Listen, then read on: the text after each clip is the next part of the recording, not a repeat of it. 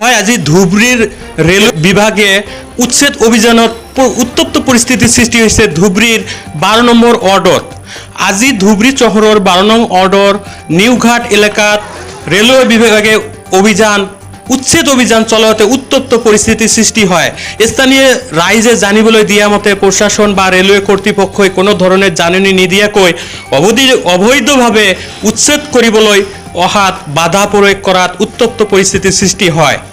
উক্ত ৰেলৱে বিভাগৰ ভূমিত প্ৰায় 50-60 বছৰৰ পৰা বসবাস কৰি আছে লোকসকল, কিন্তু কোনো ধৰণৰ জাননী নিদিয়াকৈ উচ্ছেদ অভিযান চলোৱাৰ বাবে এনে ধৰণৰ পৰিস্থিতিৰ সৃষ্টি হোৱা বুলি জানিব পৰা গৈছে। ডিস্ট্ৰিক্ট অ্যাডমিনিস্ট্ৰেশনেৰ পৰা ম্যাজিস্ট্ৰেট বিচাৰিছে, ম্যাজিস্ট্ৰেট ফোৰ্স আমি ডিপিল কৰিছে, কিন্তু 2 ঘণ্টামান আগতে আমি খবৰ পাইছোঁ কিবা কিবি সোশ্যাল মিসক্ৰিয়েন্ট আৰু কিবা মানুহ ইয়াত ল এণ্ড অৰ্ডাৰ চিটুৱেশ্যন ক্ৰিয়েট কৰিছে, পাথৰ মাৰিছে কাৰণে মই আৰু ডি চি সাহেব ইয়াত নিজে আহিছোঁ আৰু আমি এতিয়ালৈকে এটা মানুহ যি মেইন কেলকুলেট আছে আমি এপ্ৰেহেণ্ড কৰিছোঁ আৰু বাকীবিলাক আমি ভিডিঅ' চাই পেলাই কোন মানুহ পাথৰ মাৰিছে, কোনে সোশ্যাল মিসক্ৰিয়েন্টে এপ্লিভ লৈছে, কোন ইনভলভ আছে ওপৰত আমি নিশ্চিতভাৱে আমি একশ্যন কৰিম। পুলিচৰ গাড়ী ভাঙি দিয়া হৈছে আমি এতিয়া দেখিছোঁ এটা গাড়ীত পাথৰ মাৰিছে আৰু কিছুমান যে জেচিবি আছে, জেচিবিৰ ওপৰত গ্লাছটো ভাঙি দিছে এতিয়ালৈকে আমি দেখিছোঁ।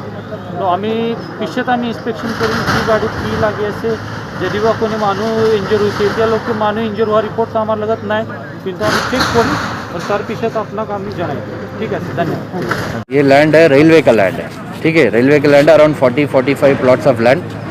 उसमें क्या है, रेलवे ने बहुत पहले नोटिस भी दिया हुआ उधर, उन लोग का कुछ सिस्टम है, फॉर्म ए फॉर्म बी ये सब सिस्टम है, उसमें नोटिस दिया गया और उन लोग ने आज एविक्शन के लिए टाइम फिक्स किया था और डिस्ट्रिक्ट एडमिनिस्ट्रेशन और पुलिस से हमें लॉ एंड ऑर्डर के लिए एक मजिस्ट्रेट और थोड़ा पुलिस फोर्स के लिए रिक्वेजिशन दिया हुआ था, तो हम लोग दे दिया।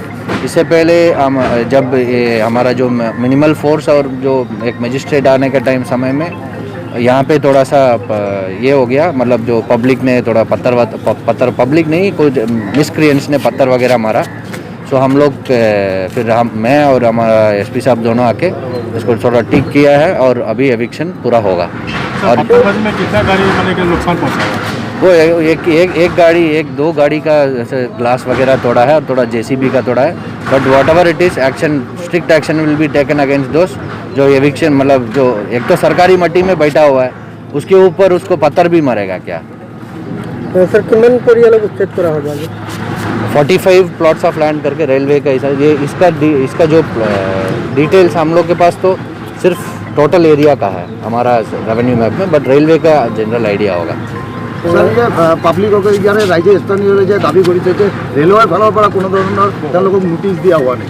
नहीं, नोटिस उन लोग का चेक किया है, नोटिस दिया हुआ है।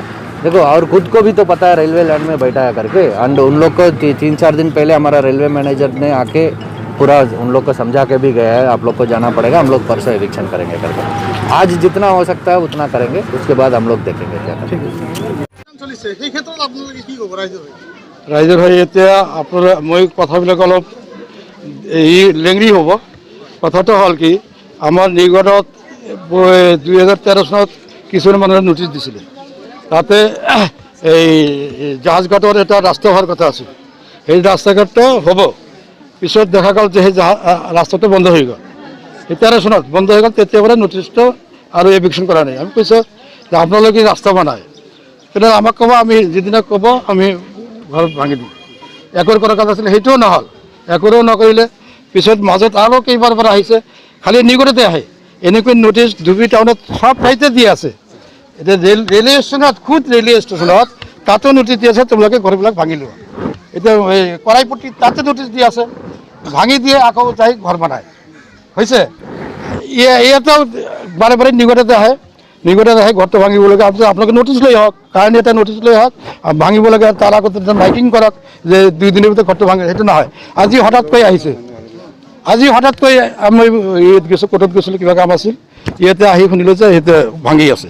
গতিকে আমি মেজিষ্ট্ৰেটক কৈছোঁ, ছাৰ আপুনি এটা কাইণ্ডলি মোক এটা অৰ্ডাৰ দেখাওক, যে আজি যি অৰ্ডাৰ হৈছে সেই অৰ্ডাৰটো ধৰক DRM, ইয়াৰ অথৰিটি হ'ল DRM যদি অৰ্ডাৰ কৰিছে তেতিয়াহ'লে আমি ভাঙি গুচি ল'ম, কিন্তু আপোনাক অৰ্ডাৰটো কাইণ্ডলি আপুনি দেখাওক।